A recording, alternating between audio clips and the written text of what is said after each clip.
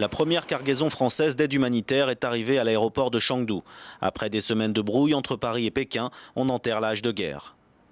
Nous devions d'être là et je suis heureux de voir que ce geste très significatif peut se concrétiser. Nous sommes parmi les tout premiers à faire arriver de l'aide humanitaire à Chengdu ici, et tout ceci va maintenant se répartir dans la région au profit des plus démunis.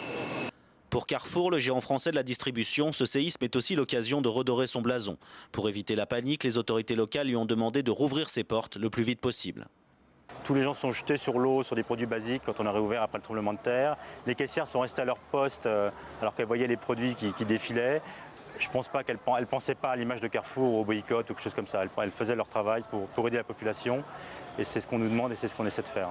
Le passage agité de la flamme olympique à Paris avait provoqué des appels au boycott des produits français. Pour Carrefour, c'est l'occasion de tourner la page. C'est bien la preuve que ce n'est pas nécessaire de boycotter Carrefour, parce qu'il n'y a pas de lien entre le commerce et la politique. Si on veut protester, ça doit se faire par la voie diplomatique, mais il ne faut pas s'en prendre au commerce. Il y a quelques semaines, c'est vrai, on a boycotté Carrefour, mais on était influencé par les rumeurs. Les Chinois n'ont pas compris pourquoi Carrefour était mêlé à cette histoire. Mais s'ils ont vraiment blessé les cœurs des Chinois, alors c'était normal de les boycotter. Avec 5 millions de réfugiés dans la province du Sichuan, la mobilisation est donc générale et on fait appel à la générosité de tous. La junte